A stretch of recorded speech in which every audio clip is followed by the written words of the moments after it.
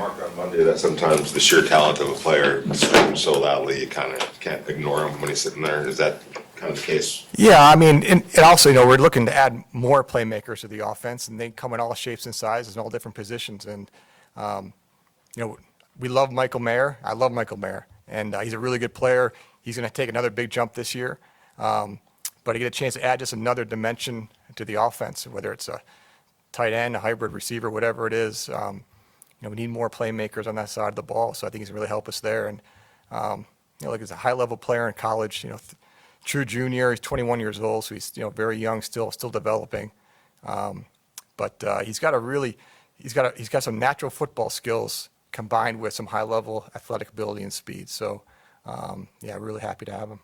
How much did you like that he can go vertical with the great hands and speed, but at the point of attack, he loves to smash people and block? He's tough, and when you play at Georgia as a tight end, you have to be able to block. And then in the SEC, he's playing against some real defenders. So, but he's an athletic move receiving tight end, but he can get down and block a little bit on the line of scrimmage. So, which you're gonna have to do at this level too. So, just kind of shows you what his game's like.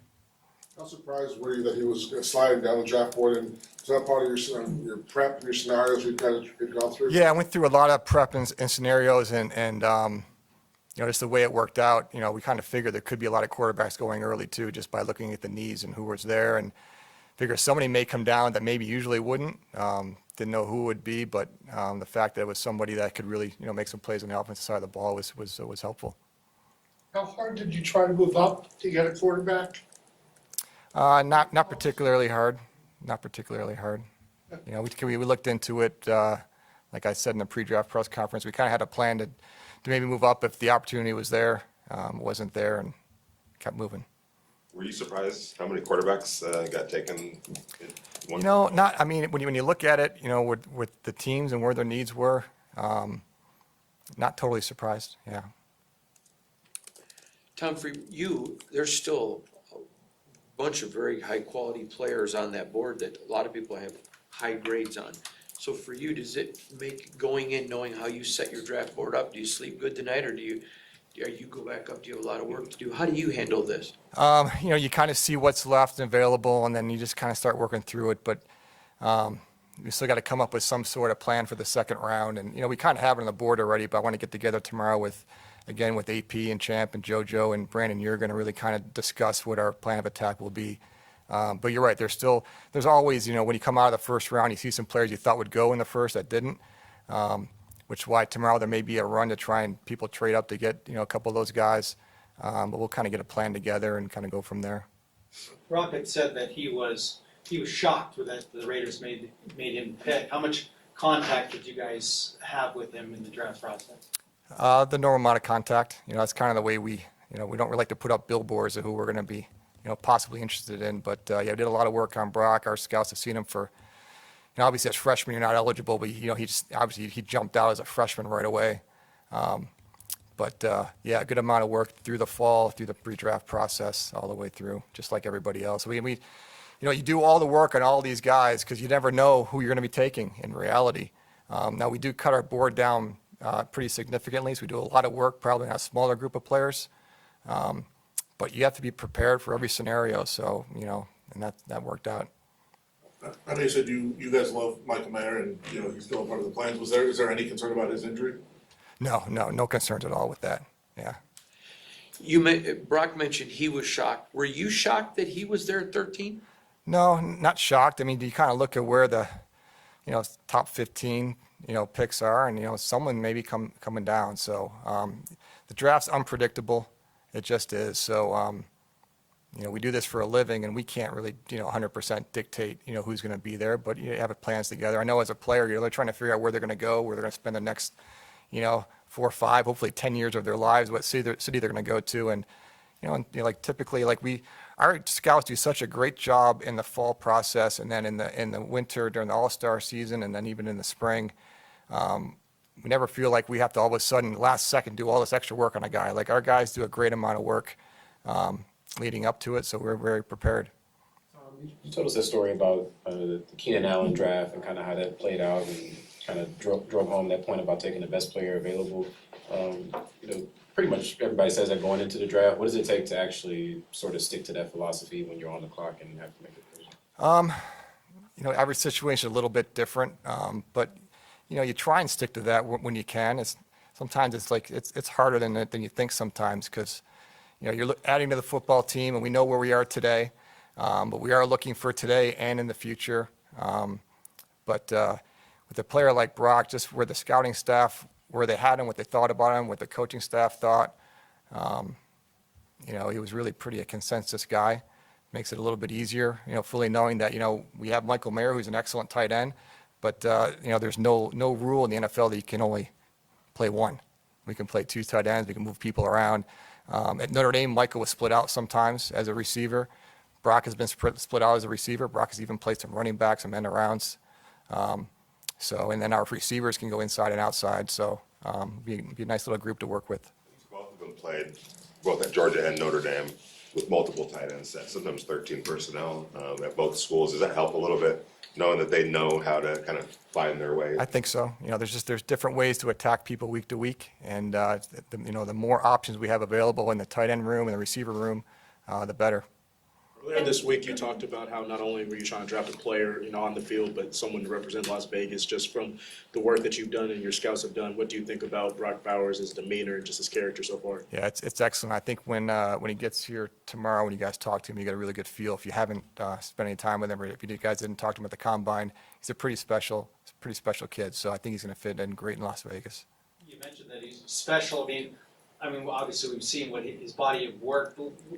Maybe with your scouts, your coaches, anybody ever say anything to you that they could really pinpoint what makes him so special? It's usually what you do off the field. So it's the preparation, the work ethic, the weight room, the meeting rooms. I think I mentioned it last week. There's just so much that goes into being a really high-level professional football player that involves more than just talent. And a lot of that, what you do in the weight room, on the field with conditioning.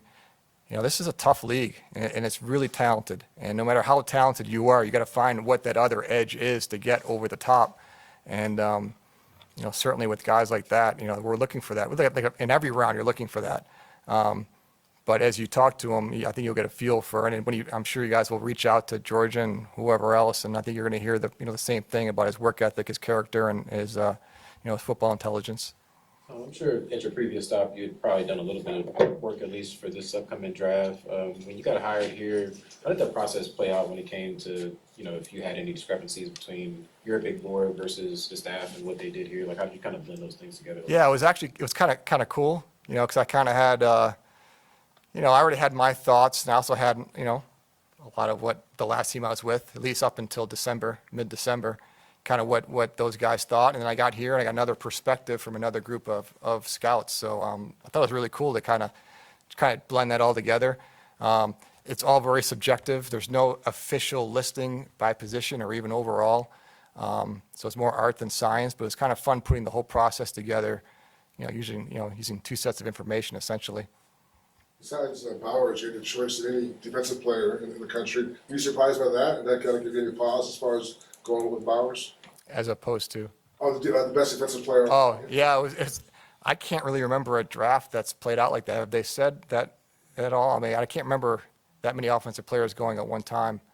No, I don't know. It kind of zeroed in on Brock right there. But, yeah, I would say that's got to be an anomaly to have the first defensive player go, where did he go?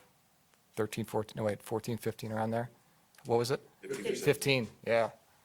Yeah, but when that many quarterbacks go early, which doesn't happen that often, someone's going to get pushed down, so.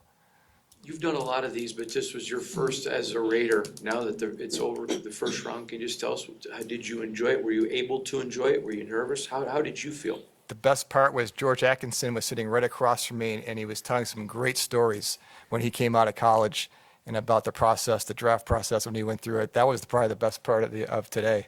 So it was good. It was fun. It's yeah, there's a lot of anxiety going in. You don't know how it's going to break, but if you prepare well enough, we got good people in there. It's not like I'm sitting there by myself. I got a big staff of people to bounce ideas off of. All the scouts were in there, but it was kind of cool having George in there. Make sure we had to have some true Raiders in there. Get some Raider history in that draft room. What's Antonio's thoughts, just his excitement to coach just such a young, talented guy? Well, I know he's excited about it, but I don't want to speak for him, so I'll let him kind of talk about him when he gets up here eventually. Yeah, he's a defensive guy, obviously, but now he's the head coach. He does see it with a wide lens. So, offense, defense, whatever, he thinks it could best help the team.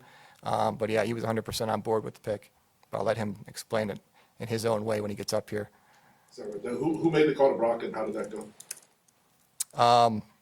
Well, I talked to him, and then AP talked to him, and typically those calls are pretty short. I mean, the kid's just, he's celebrating, and usually they have no idea who I am. They may know who the head coach is, but they hear Raiders, and then after that, it's just a lot of yelling in the background. So, and like you said, like he was probably, surprised, thinking, didn't know we were one of the teams that were interested. But yeah, I mean, it's a special moment for those kids and their families. I know the wheels are probably already spinning for tomorrow, but as you see the first round play out, do you feel like it sets up some opportunities for you guys on day 2 to? It should, yeah. I mean, I looked at it really quick. I look a little bit tonight, and then I told everyone to kind of let it marinate tonight. We'll talk again tomorrow morning, but it should. It should play out. I did a little more work tonight, but as we kind of went through the first round in our process, we'll look at rounds 2 and 3, like if we do this position, how it could affect others, and I think we should be in good shape.